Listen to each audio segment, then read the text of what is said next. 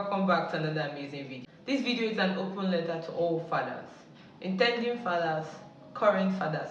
This video is for you. These are 16 things you should know. Is it even 16? Let me check. Yes, 16 things you should do or you should know as a father. This video is full force. In fact, I came for war. I came for peace. Let me give you a backstory. My family, as the first daughter, I saw my dad care. I saw my dad provide, even when it was rough for him, even when it was tough. I saw my dad make me feel like the best. When I was in university, my father would come and visit me. A certain time, my roommate once told me, are you sure that is your father? Introduce us to him. And I said no. Like I've heard once that a girl introduced her friend to her dad, and next thing the friend went diabolical and ended up winning the father's heart into dating her father.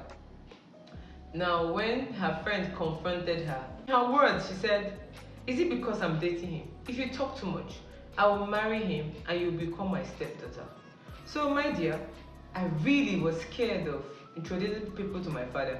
Unless they are very lucky, maybe you see when he comes to visit me in the university. Because he always comes with a trailer load, but it's like so much for I alone to finish. He'll come with a full watermelon, like 4 pineapples, wholesome pineapples, maybe 2 bunch of bananas. Then he'll buy me pants in sets. Those are what my dad did for me when I was in the university. I was not in secondary school. I was in the university. My father did that for me.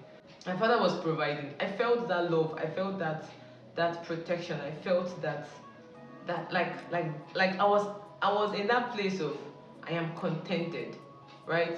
I had that feeling of my father was there. So he wasn't there for almost every activity. He wasn't there for my PTA meetings when I was in primary school. Like I can't remember though, but for the few things I remember, my father was there.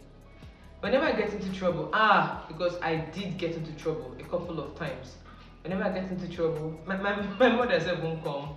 Majority of the time, my father that comes, and he will tell me, why are you doing this? And he will advise me, he will ginger me, he will slap me. He will give me the slap of my life. But still, yes, my father has been an amazing person. For me, he's like a strict father. I would call him a strict dad, because there were some times I didn't also like him. There were some times I just got angry. To be honest, my relationship with my father is evolving. It started sweet, became bitter, because there was a point in my life whereby I disliked my dad for about 7 years. And the reason is because I am very emotional, and he was very harsh and hurtful with his words when he wants to scold me. So those very words he said ran deep into my heart. It ran deep into my bone marrow. So I was actually very hurt. I was hurt, and so for about 7 years I hated my father. I really hated him. See, in all of my hatred, my father was buying things for me. He was buying, he was coming, he was caring. But a part of me didn't like him, a part of me hated him. My big break came through a prayer ministry where I went to. I usually go there once a month to join them in praying. And when I got to the prayer ministry, something changed. I think they were ministering, they said, there is somebody here, you've carried pain in your heart for a long time. And while they were ministering, I began to cry. And I came out and testified that my father abused me. Yeah, like the abuse was verbal abuse and emotional abuse. My emotions were not rated. I really felt bad. I really did feel bad. Right now, I am in a good space with my dad. My dad is advancing. When I say he's advancing, he's aging. I'm in a good space with him. I am happy to see the aging process. I'm happy that I am alive to see his aging process. I'm happy that he's also alive to see the few things I get to achieve in my life. Trust me, having a father that is able to provide for you, even if it's just Gary and sugar, it means a lot. And my father did that for me. Trust me. When I say my father did that, he did that for me. Everybody around will tell you, my father he's open-handed. He's a giver, and he really made me happy. Did the best to send me to the best schools that his hands could get to. Even in university, when it was not so easy, I told him, pay in batches, don't pay in full if you can't meet up. My father was struggling with business, I was still paying my school fees. See, for me, my father did a lot. However, I've combined all these stories together and I've modified it to tell you, an intending father, a young lady about to get married, and fathers who are already in the game, on things you should look out for and things you should do. If you're a young lady, ask yourself this question: when you meet that man that your heart is giggling towards or dangling towards, ask yourself, do I see him as the father of my children? This question is key. Not just as a man I love or a man that I admire. Can this one really stand as the father of my children? Do I see him as that? If you can, there are other questions you need to ask yourself, but this one is key. You should not, because of love, marry a woman beater or marry an abuser, someone that will be pinching your children and molesting them sexually. You should be careful. This video might be long, however, we're going to do it whichever way it comes out. Alright, so now let's dive into the various. A groomer, it should be a protector, a provider. A groomer, a protector, a provider. Now, you could see this in Genesis chapter 1, 27 to 30. I'm just going to paraphrase. It just says that God said, now let us create them in our image, man and woman. And then God gave them dominion over the fish of the earth and over the birds of the air and everything. And God told them in 28 that they should be fruitful and multiply. Now, as a man, you are a protector, you are a groomer, you are a provider. God has created you to grow. God has created you to provide for your family. God has created you to preserve, right? To preserve what He has given you. God has created you to supply. God has created you also to have feelings. So it is like He has created you to be a nurturer. So at that point where you are, know that you are supposed to nurture, you are supposed to provide, you are supposed to groom. God has made you to groom, to nurture. Do not forget your role. Do not forget your role as a man. Do not forget your role as a man. Please be present. Be present. Invest in time and not just in money. Be present for your children. Be physically present. Be emotionally present. Be socially present. When I say be present, I mean it to be present. If they say there's PTA meeting, even if you cannot attend PTA meeting, attend inter-house sports.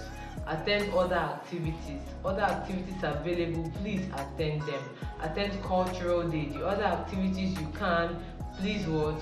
Attend them. Be emotionally present. Don't say, what is my own? Go and meet your mother. No. Don't be like the man in the Bible that the son said, I have a headache. The son was with the father all through in the farm, and next thing he screamed, my head, my head. And the father said, quickly, take him to his mother. And when they took the lad to his mother, at the point of getting to his mother, when he rested on his mother's lap, he gave up the ghost, he died. No, don't be like that. Be emotionally present. Ask your child, what is the matter? There is a verse in the Bible, I think in Genesis, I've forgotten the exact place. God told Abraham, this one that you have, it says, teach my way to this one. So you should be present to nurture the emotions of your children. You should be present to understand their friends. Don't just say, don't move A, don't move B. Look out for their friends and know who their friends are. Know who your children's friends are. Don't say, don't bring any child to this house. No. The children that are coming around, figure out who these children are. Find out who these children's parents are. Find out. You need to be present in the lives of your children. Please be socially present. Yes, be socially present. Don't be off. Like I said earlier, be available in their parties. Please, parents, please, fathers, make yourself available. Don't tell me you're working. Yes, I know you're working, but make time, make out time. Please, in a month, make out time. In 2 months, make out time.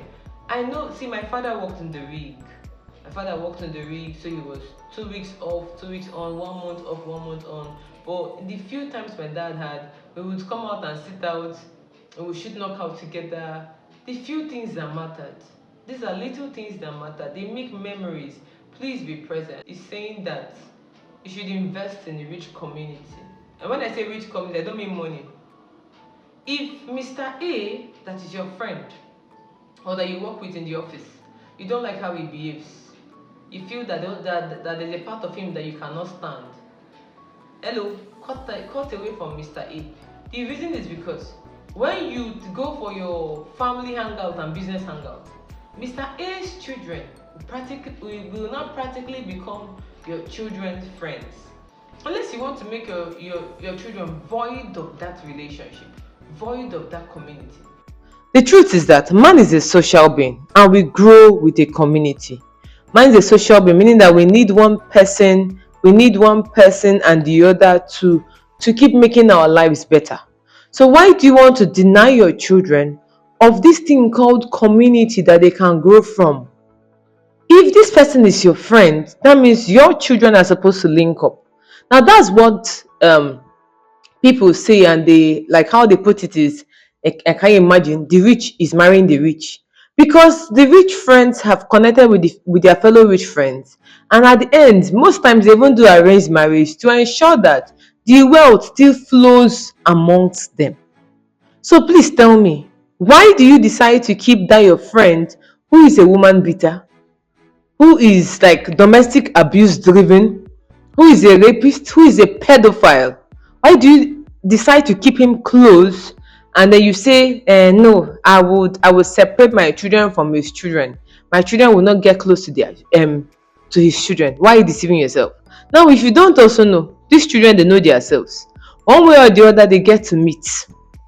And if you say it doesn't matter, my child will not pick up such traits. Children grow also with community. Children get to learn from imitation. They are seeing what their father is doing. Now they bring it to their friends. Those children from the other man that you think that they are not watching their dad, they are watching their dad. Then they begin to pick up those traits and they bring it to where your own children are, and your children get to learn them. Why not do one thing for me, which is build your inner circle with the kind of people you want to mingle with, the people that match with your values, the people that you look at and you say, okay, yes, I will be happy to be connected to this person. Why do you insist on having friends that you are not proud of? It's a question for you to answer. Why do you insist on having people that you are not proud of in your inner circle? So think about it. Today I urge you, check your friends. If you are not comfortable with that friend and you will not even want their children to mix up with your children, there's no need of you keeping them close.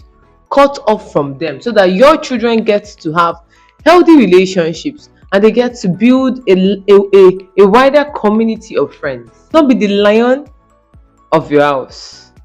My dear, you are a father, you are a man, accepted.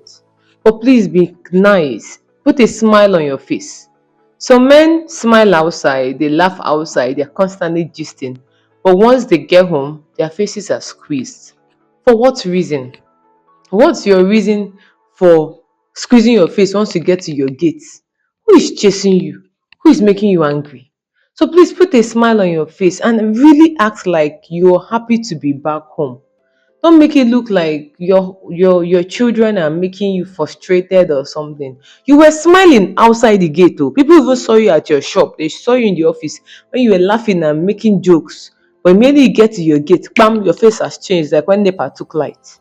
How about now? Please put a smile on your face. Make your children feel loved. Let them feel the fatherly bond where you are. It matters. It really matters. It matters in the shaping of their own emotional intelligence. It matters. See, the children will grow to know that, okay, my father is strict, but then I really love my father. I do not want to mess up. I know that my father cares for me, but he could also flip the switch once I mess up. Don't just always act like I don't even know which words to describe it with. Please, when you get to your house, smile. I once read a story some time back. The man said that there's a tree in front of his house.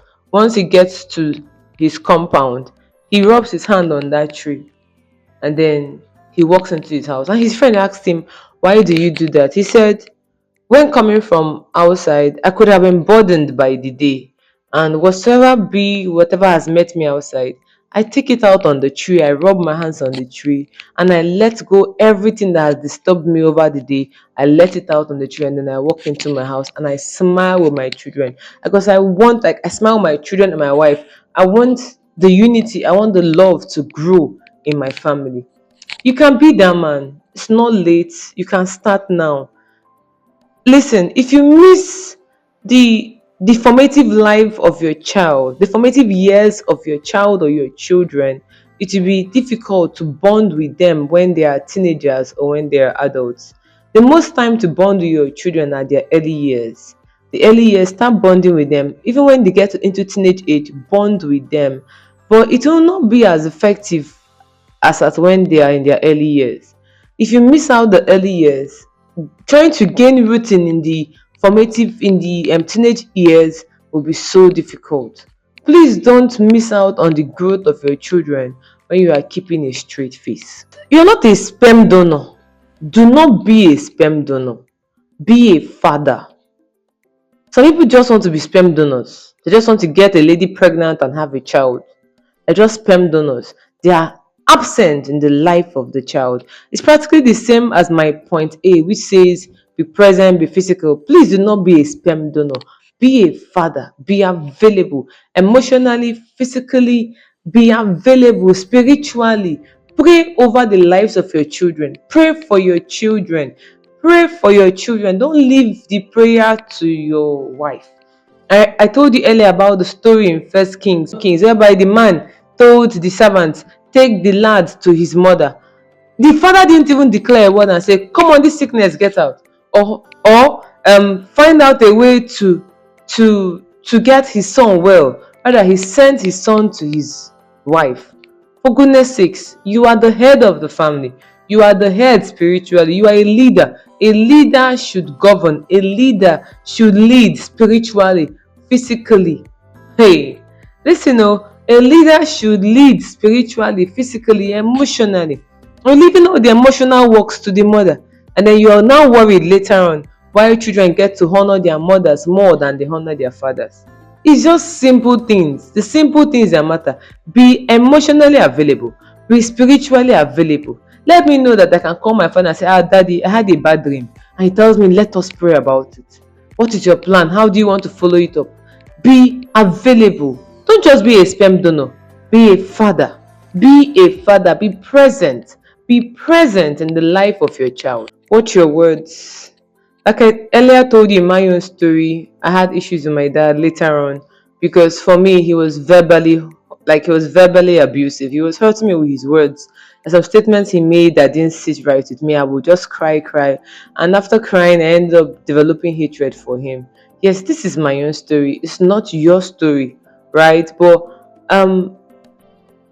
when you speak to your children, watch your words. Don't tell them things like you're good for nothing. A child is looking at you, he's looking upon you as a father, and he's trusting that he could do far better for himself and even make you proud at the end of the day. And all you see to do is to use hurtful words when the child makes mistakes. Nobody's above mistakes. Even the eldest person still makes mistakes. Please, I am begging, ensure to not use hurtful words where your children are. Words are like magnets. They magnet on anything, like words magnet on the soul of the child, whether you like it or not. You called your child an imbecile, you good for nothing, you frustrated this, you blah blah blah, I hate you. One man ended up naming his child Jezebel because he had an issue with the girl's mother and kept telling her that she would never amount to anything. Listen, later on when this girl will grow, it's you now that is the father that will be asking her, my child, anything for me? Do you have something for me? Before you start asking her, do you have anything for me? Start now to reverse your words. When your child hurts you, you're free to scold them, but please don't curse them. Don't tell them they will see. Don't tell them they will suffer, because they will not suffer. In the name of Jesus, every utterances you've laid over your children, I reverse them by the blood of Jesus. Those children will not suffer. They have done nothing wrong. You were the one that impregnated their mother and brought them into this world. So you cannot lay curses on them. Listen, some children could be very difficult. I know for a sure because I work with children, so I know that some children could be difficult. But please do not lay curses on them. At times they don't even know what they are doing. Honestly, at times they also know they intentionally want to get you offended. But please don't lay curses on them. Even as you are angry, correct them in love. It is important you correct them in love. Correct them in love because they are watching you. Children learn by imitation, they are watching you. That trait that you think that they will not pick up, that you have, they will end up picking it up. Children learn about love and family by how you treat their mother. Men listening to me, open your ears. If you're a woman, share this video to your husband. If you treat their mother with neglect, if you see her as a doormat and you step on her and you move away, if she's your if she's your backing tree, like you just go and you back, you're always backing at her. That's how the children picture family as. Children learn love by how their fathers treat their mother. You don't need to tell them I love you. Or you don't need to tell your wife I love you where the children are. The children they watch. Children watch how you as a man treat your wife. If you treat her with care, with concern, with kindness in your heart, eh? French says, il est très gentil. I'm correct. So if you treat your wife with kindness, if you're nice to them, to her, if you love your wife, your children learn. They know. They know by watching. They as they watch you act, they know that you love their mother. It is visible for them to see. They get to understand that this is real love. This is love that they watch. This is love that they see. I saw a video on Instagram some days back, and the mother was asking the children if they would love to get married, and the son said yes. The mother said, "Why?" And the son said, "Because I love how daddy treats you. I love how he sets your water for you to bath in the morning. I love how he comes back and he plays with you. I love how he makes you meals when you're tired. I love how he rubs your feet." They have watched over and over. They have seen that their father truly cares for their mother. It's not just in words, it's not just by saying I love you. The father cares and the children are watching.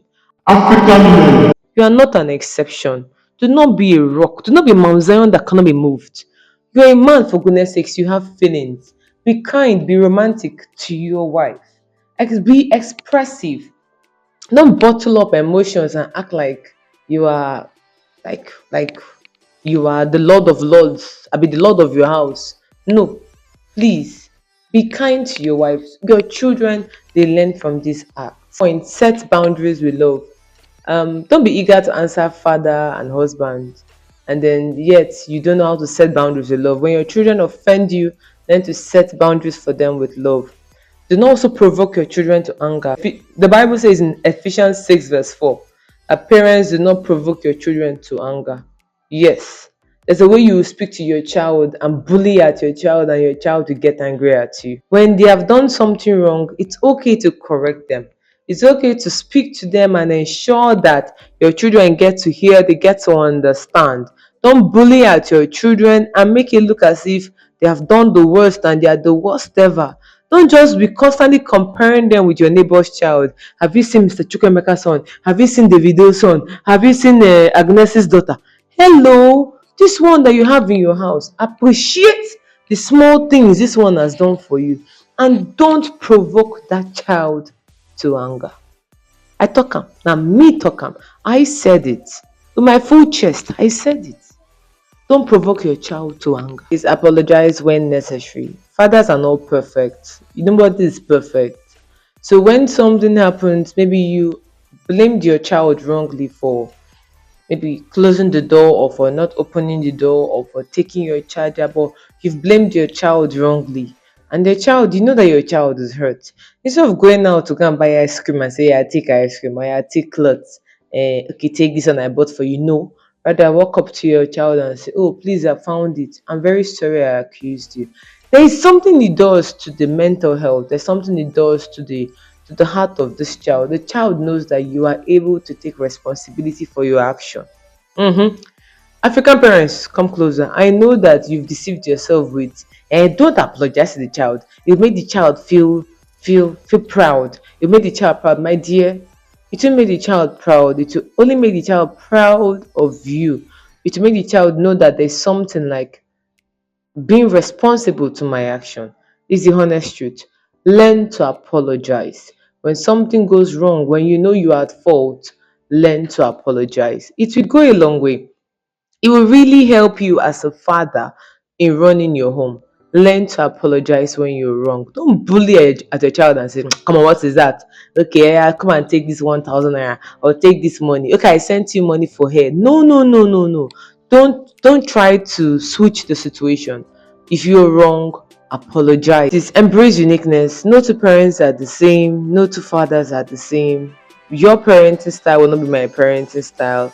Your wealth will not be my wealth. So wherever you find yourself as a father, please embrace uniqueness. Use all that you have currently to ensure that you build amazing children. Because your children are going to be showcasing you in the society, whether you like it or yes. So please ensure to build up amazing children.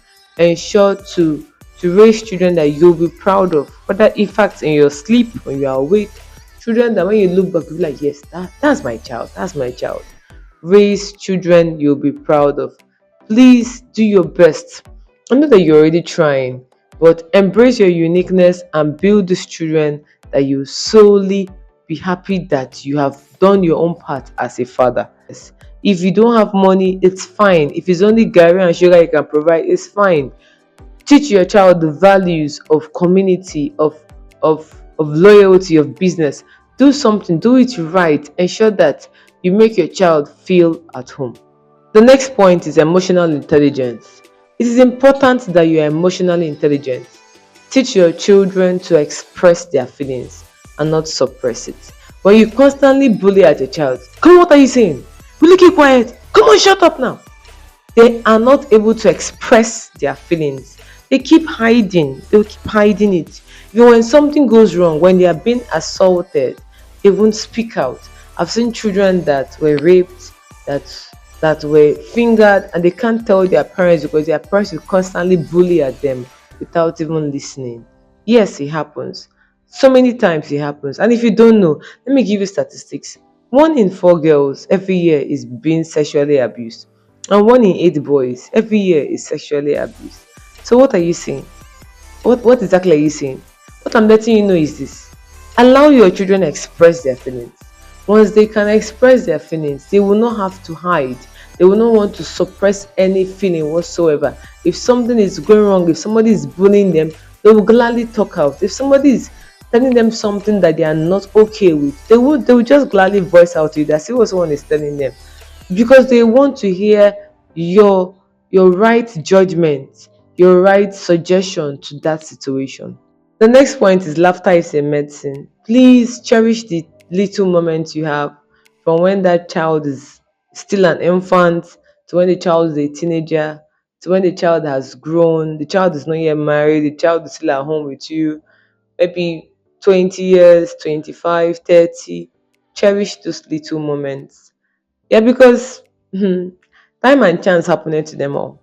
And nobody knows where tomorrow is going to take us. Nobody even knows when each person is going to leave planet Earth. So please appreciate every little moment. It is important. Take care of every little moment. Cherish every little moment possible that you have. If you like, argue with me, but I've told you what I want to tell you. Cherish every little moment. It's important. Those are the moments that will bring back in the child's mind that my father cared for me. For me, I have lots of stories to tell you. Even when my father said, don't climb bikes. My father was strict, so I always found a way to do what he said I should not do. So he said, don't climb bikes, don't go out, and I'll go to school, then I'll climb bike. So when I climbed a motorcycle and I wanted to come down, I now jumped. So I jumped from the back. And when I jumped from the back, I rubbed my leg on the exhaust pipe. Do you know that I hid that wound?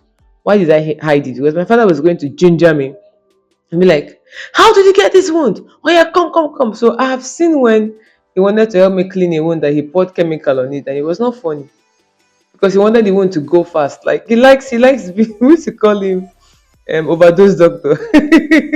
He wanted to make the wound heal fast. So when I had that exhaust burn, I did not show him.